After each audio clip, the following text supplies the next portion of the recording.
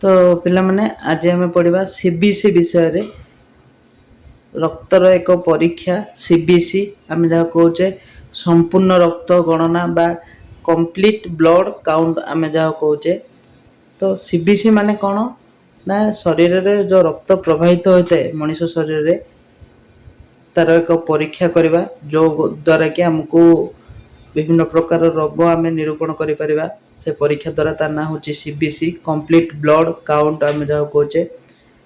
CBC रो full form होची complete blood count संपूर्ण रक्त गणना बोलिक आम जहाँ कहे।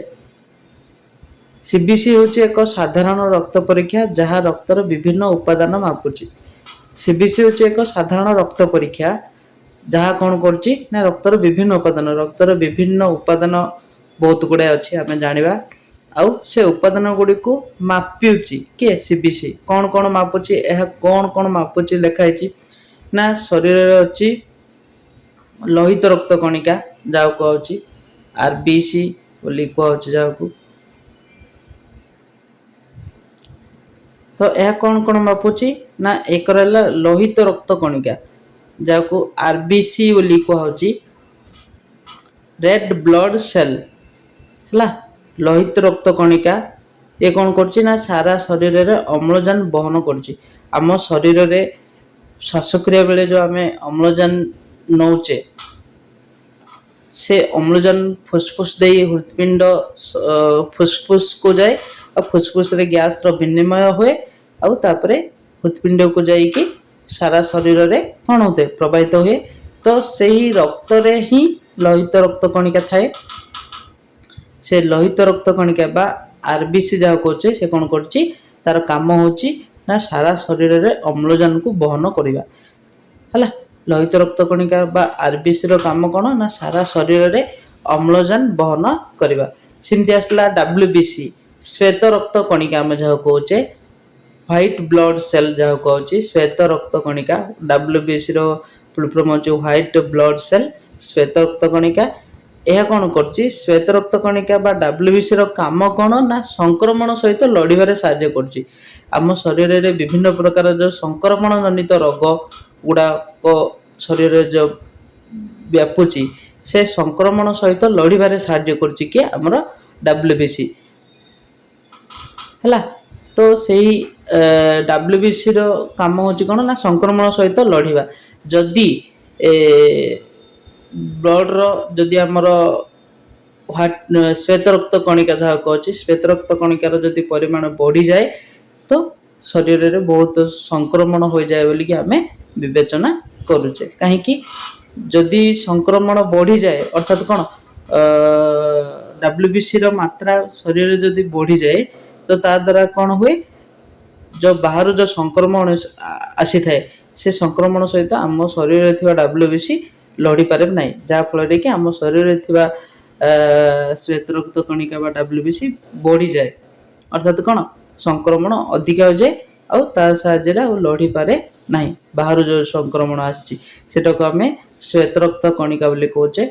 आरबीसी होची लोहित रक्त कणिका बा रेड ब्लड सेल और डब्ल्यूबीसी होची श्वेत रक्त कणिका बा व्हाइट ब्लड सेल जोटा कि संक्रमण सहित लड़िबारे साहाय्य करुची।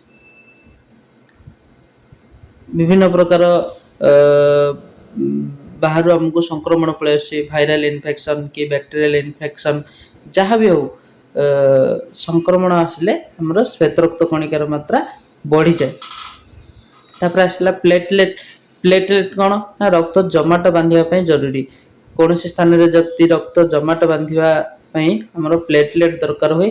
प्लेटलेट भी शरीर रे विभिन्न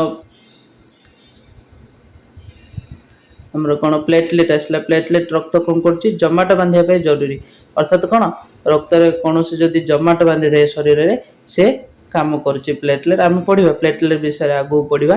तापर आसला हिमोग्लोबिन कौन कौन मापुछि सीबीसी विषय आम एबे पढ़ुचे। सीबीसी आ कौन मापुछि ना हिमोग्लोबिन। हिमोग्लोबिन कौन ना हिमोग्लोबिन होछि आरबीसी रे थिबा एक प्रोटीन जहाँ अम्लजान बहन करे। तो हिमोग्लोबिन कोथरे थे ना आरबीसी रे थिबा एक प्रोटीन। आरबीसी आम ऊपर पढ़िले जे शरीर रे कौन करछि अम्लजान परिवहन करछि सेमती आरबीसी रो को पार्ट रे अम्लजान परिवहन होछि ना आरबीसी रो हिमोग्लोबिन पार्ट रे कौन करछि आरबीसी होछि कौन हिमोग्लोबिन हमर कौन आरबीसी रे थिबा एक प्रोटीन आम जहाँ कहचे haemoglobin RBC red blood cell जहाँ कहचे रेड ब्लड सेल रे थिबा एक प्रोटीन जहाँ कि ना होछि हिमोग्लोबिन से अम्लजान वहन करछि।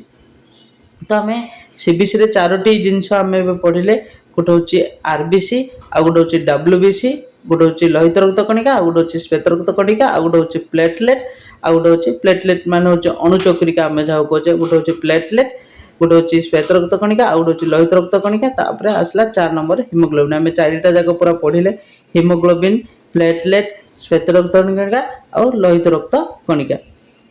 तो आरबीसी रे थिबा एक प्रोटीन जहाँ अम्लजान वहन करछि हिमोग्लोबिन कौन करछि ना अम्लजान वहन करछि आरबीसी रे ये अछि आ ये होछि गोटे प्रोटीन आरबीसी रे थिबा एही प्रोटीन कौन करछि ना हमर अम्लजान परिवहन करछि।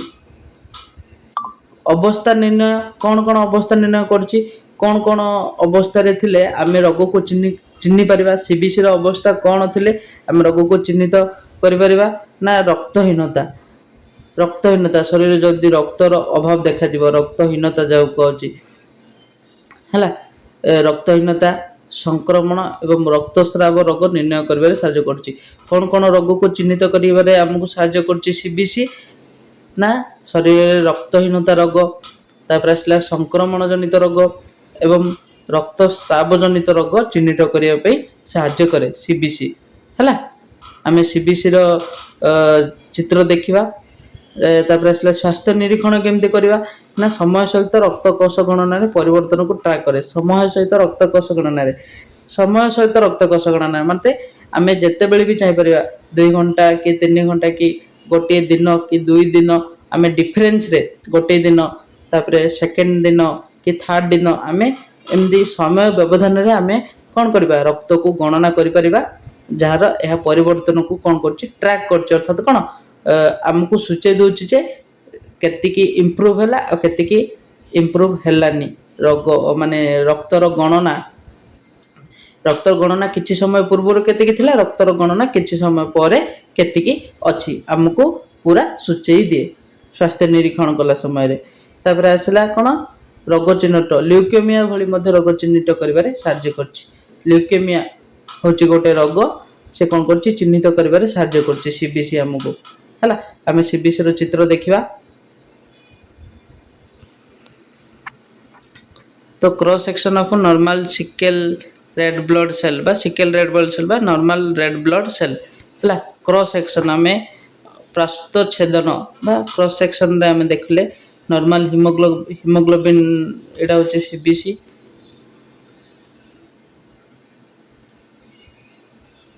गोटे सीबीसी ताको आमे जदि प्रास्त छेदन कले तो से चित्र रे केमति देखाउची एमति देखाउची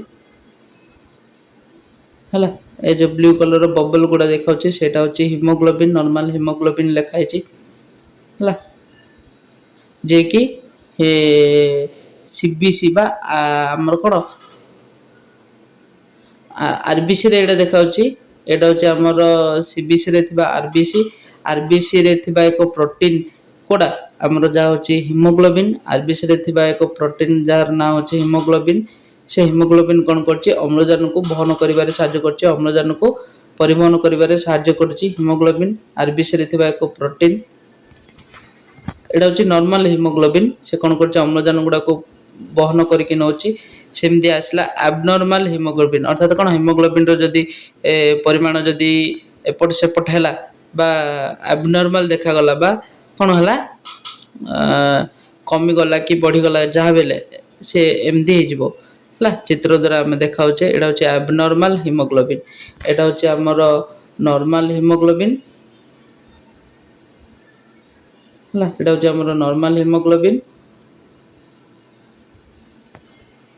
तापर एटा हला हमर एबनॉर्मल हिमोग्लोबिन अर्थात कोन abnormal hemoglobin from stands that cause sickle cell से गोटे एक सिकेल शेप रो गोटे सिकेल आकृति रो କ'ଣ କରୁଛି ହିମୋଗ୍ଲୋବିନ୍ ଗୁଡ଼ାକ ପୁରା ସରଳ ରେଖା ଭାବରେ ଅଛି ଏଠି। ତ ଏହାକୁ କୁହାଯାଏ ଆବନର୍ମାଲ ହିମୋଗ୍ଲୋବିନ୍ ହେଲା। ଆମେ ତ ରେଡ୍ ବ୍ଲଡ୍ ସେଲ୍ର ପୁରା ଚିତ୍ର ଦେଖିଲେ ହେଲା।